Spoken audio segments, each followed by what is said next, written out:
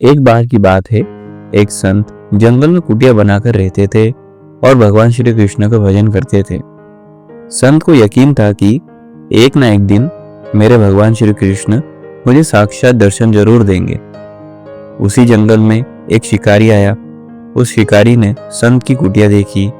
वो कुटिया में गया और उसने संत को प्रणाम किया और पूछा कि आप कौन हैं और आप यहाँ क्या कर रहे हैं। संत ने सोचा, यदि मैं इसे कहूंगा कि भगवान श्री कृष्ण के इंतजार में बैठा हूं, उनका दर्शन मुझे किसी प्रकार से हो जाए, तो शायद इसको ये बात समझ में नहीं आएगी।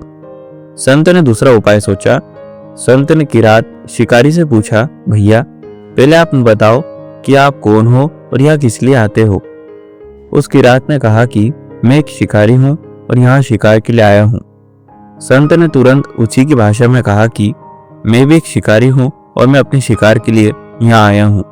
शिकारी ने पूछा, अच्छा संत जी, आप ये बताइए आपका शिकार दिखता कैसा है, आपके शिकार का नाम क्या है, हो सकता है कि मैं आपकी मदद कर दूं। संत ने सोचा, इसे कैसे बताऊं।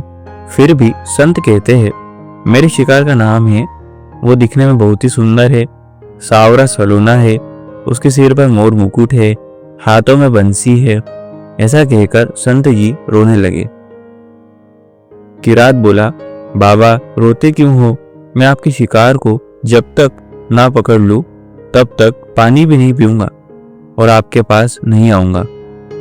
अब वो शिकारी घने जंगल के अंदर गया और जाल बिछाकर एक पेड़ पर बैठ गया। यहाँ पर इंतजार करने लगा। भूखा प्यासा बैठा हुआ है और एक दिन बीता, दूसरा दिन बीता और फिर तीसरा दिन। भूखे प्यासे किरात को नींद आने लगी। बाके बिहारी को उन पर दया आ गई। भगवान उसके बाहों पर रीझ गए। भगवान मंद मंद स्वर से बांसुरी बजाते आए और उस जाल में खुद फंस गए।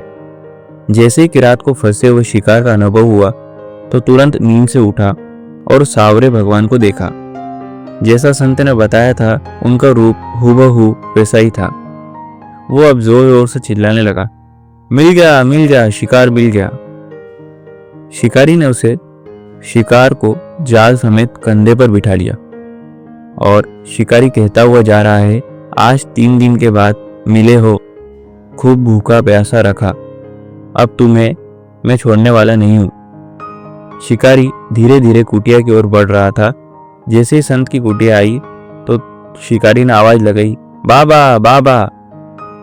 संत ने तुरंत दरवाजा खोला और संत उस किरात के कंधे पर भगवान श्री कृष्ण को जाल में फंसा देख रहे हैं।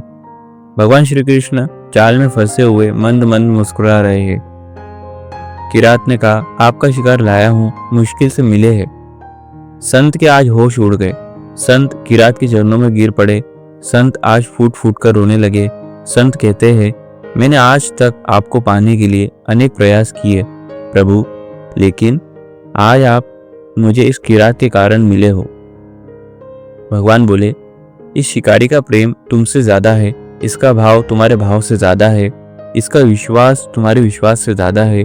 इसीलिए आज जब 3 दिन बीत गए तो मैं आए बिना नहीं रह पाया। मैं तो अपने भक्तों के अधीन हूँ और आपकी भक्ति भी कम नहीं है संत जी। आपके दर्शनों के फल से मैं इसे 3 ही दिन में प्राप्त हो गया। इस तरह से भगवान ने खूब दर्शन दिया और फिर वहां से भगवान चले गए। कहानी की सीख, भगवान केवल मंदिरों में नहीं, भक्तों के प्रेम और विश्वास में निवास करते हैं। सच्ची भक्ति वही है जिसमें अहंकार ना हो, केवल समर्पण हो।